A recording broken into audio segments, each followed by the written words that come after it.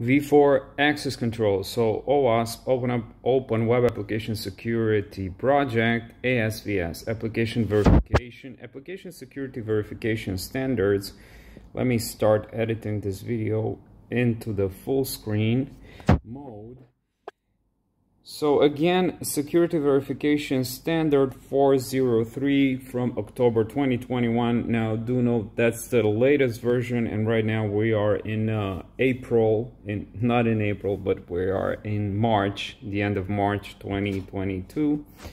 So it's probably gonna be updated every couple of months, because everything in this field of cybersecurity, and not only in cybersecurity but in all the fields that deal with computer stuff, in all information technology fields, everything happens at a blazingly fast speed. Now what we're talking about here, we're talking about what a penetration tester would look for when dealing with a web application. Most specifically in this situation, we're dealing with verification number 4, which is access controls. So authorization is the concept of allowing access to resources. And now to pause a little bit, I'm just going to go through this document all throughout, which is probably, let's see, about less than 100 pages, so 71 pages. Going to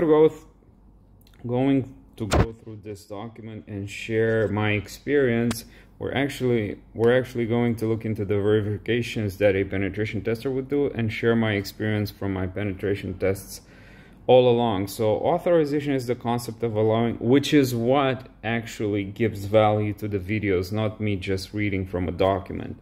Access to resources only to those permitted to use them. Ensure that a verified application satisfies the following high-level requirements. So persons accessing resources hold valid credentials to do so. And most specifically, when you're dealing with a web application, you're doing it via an authorization header, authorization which can be of multiple types.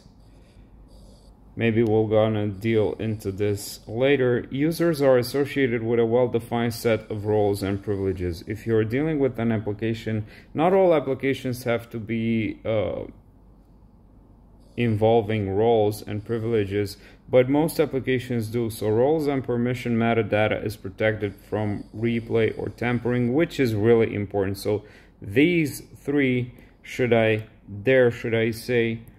be highlighted in red. Security verification requirements, general access control design. So verify that application enforces access control rules on a trusted service layer, especially if client-side access control is present and could be bypassed.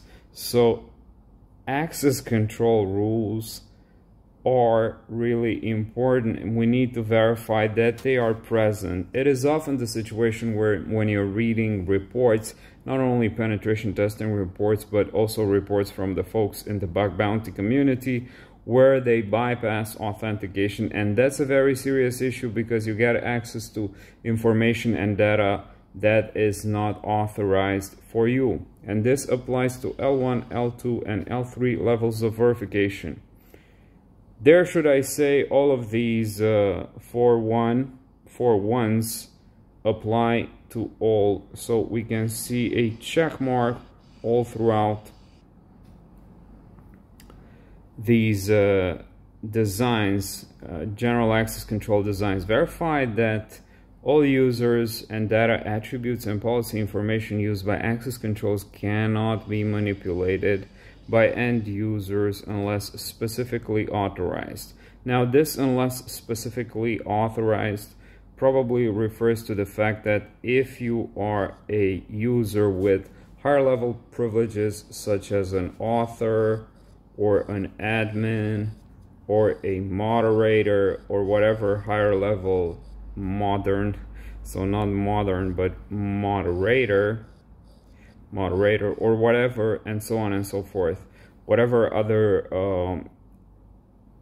higher level privileges that are specifically authorized to you, you should do that. And in this situation, what I want to talk about is one of my main focuses in a penetration test is to check access controls and authorization. And more often than not, I deal with highly sensitive applications such as the ones from L2 and L3 level of verification here. And almost in all cases, there are multiple roles, multiple types of users, and almost all throughout there are issues because not necessarily because user and data attributes and policy information can be manipulated, but most specifically because a general user, so a normal user, for example, let me do this in another color. A normal user can access or manipulate features of a higher level or a higher privileged user.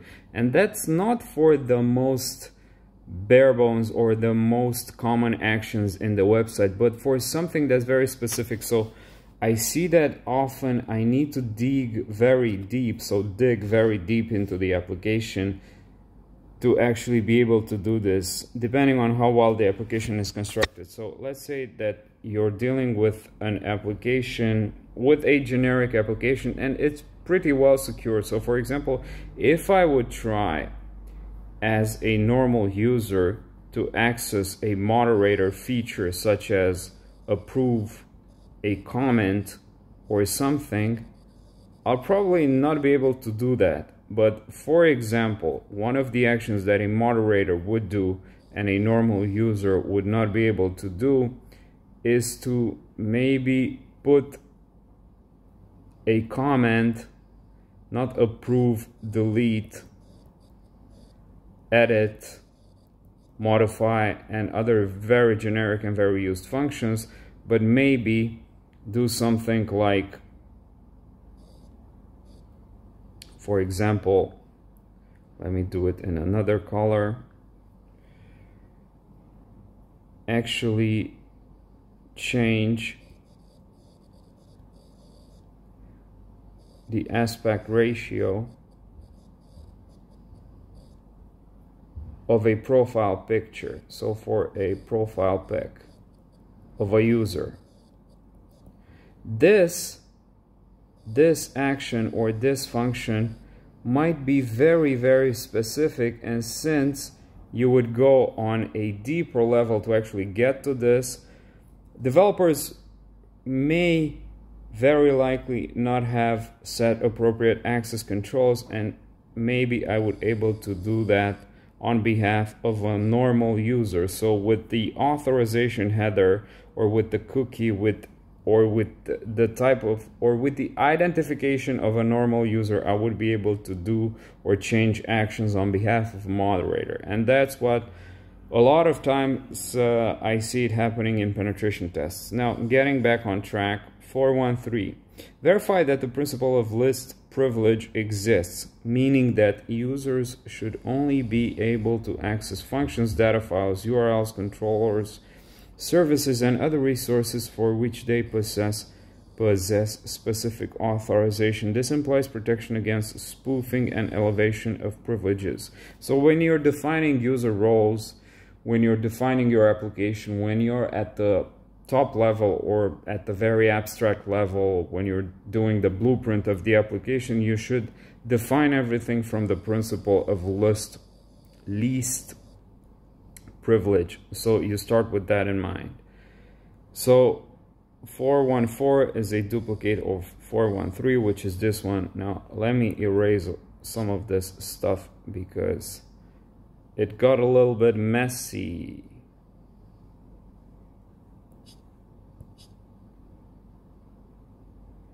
Cleaning up.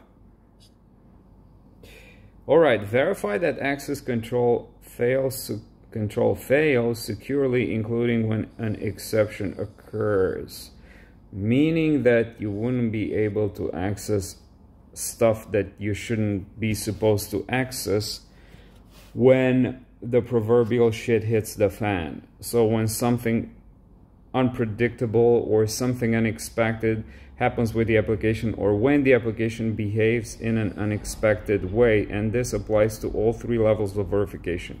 Now, operation level access controls. Let's go through this one as well, even though we're 10 minutes in the video. So I guess that's all for access controls. Yeah, so let's deal with this one. Verify that sensitive data and APIs are protected against IDORs, attacks targeting creation, reading, updating, deletion of records, such as creating or updating someone else's record, viewing everyone's records, or deleting all records. Now, IDORs are actually IDORs, so IDOR and BOLA are at least a 10-hour video in of themselves. I focus a lot on them in my penetration tests because they're very fruitful and I find them a lot. Verify, and they are really important and impactful because I think that's authorization, access controls, identification issues. These are probably some of the highly critical types of security issues that would be present in a web application, and that would probably have the biggest impact on application availability and also integrity. Verify that the application or framework enforces a strong anti-cross-site request forgery mechanism to protect authenticated functionality, and effective anti-automation or anti-CSRF protects unauthenticated functionality. Now, you would be able to do this simply by observing the headers in the requests and also from a source code perspective. And you're doing this from a source code review perspective. Secure source code or security, let's say security source code review, most specifically in L2 and L3 applications which deal with highly sensitive information. And this actually implies that you have access to the source code. Other access control considerations.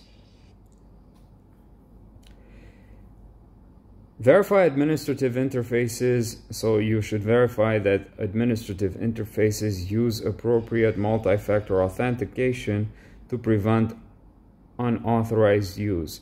So this is very specific to administrative interfaces or interfaces where the user level or the role of the person accessing that interface is higher than the bare-bone user. So this is a good practice to use some sort of a multi-factor authentication, be it biometrics or device specific, to actually prevent unauthorized use. If you don't see this, and I actually remember one of the penetration tests that I'm doing it right now, come to think of it, I'm looking into the administration panel and they do not have any additional measure of authentication versus the user level, and I'm actually going to put that in the report, versus the bare-bone user. Verify that directory browsing is disabled unless deliberately desired.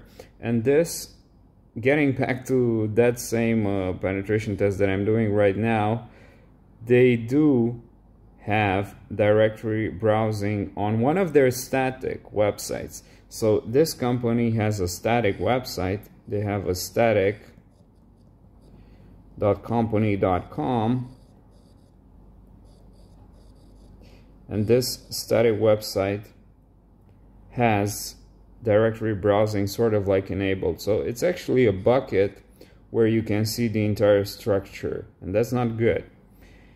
Because, as I said in that report, the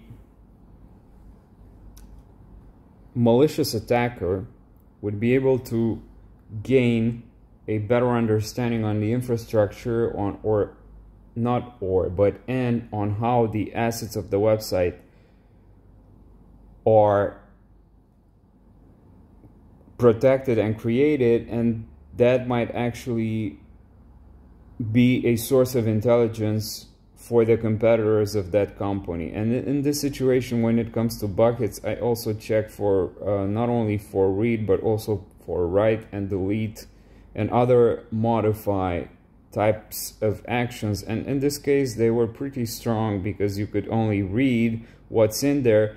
And I specified that in the report because they also had access to the barebone or to the raw source code. So not the minified, not the uglified, not the front-end source code, but they allowed access to the source code, to the back-end source code, where everything is actually, you can read their source code very beautifully.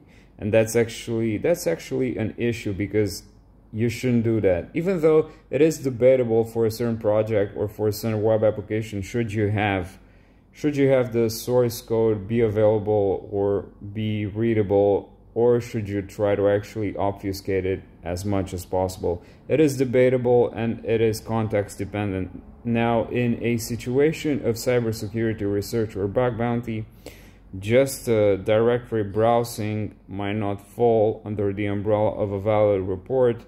This would, in a lot of circumstances, fail or fall into the informational issue, which is why I don't actually do a lot of bug bounties, because I'd rather have a report. So let's actually have something clear here. A lot of stuff that's up for grabs for bug bounty people is after a series of penetration tests and internal security checks have been conducted. So what's left are the very hard to find, very serious issues that 99% of bug bounty hunters would not find, plus the majority of their findings are in the low-hanging fruit, which is why you don't see a lot of people getting tens of thousands of dollars unless there is a security issue. Now, some company might reward you for an informational finding, which would be in the ballpark of hundreds of dollars, but would you rather do that? Would you rather spend days, not necessarily hours, but days, to find something just for the sake of being rewarded with get your $10 and get out of here? I'd rather not. That's why most of the bug bounty, the majority of the bug bounties that I'm doing are on Synack, where you have sort of like exclusive access to some of the targets, which is like conducting a penetration test for a lot of money. Verify the application has additional authorization, such as step-up or adaptive authentication for lower value systems, and or segregation of duties for high-value applications to enforce anti-fraud controls as per the risk of application and past fraud. And as you can see, this is specific to L2 and L3 levels of verification. That being said, in the next video we're gonna go through verification number 5, which is or deals with validation, sanitization, and encoding.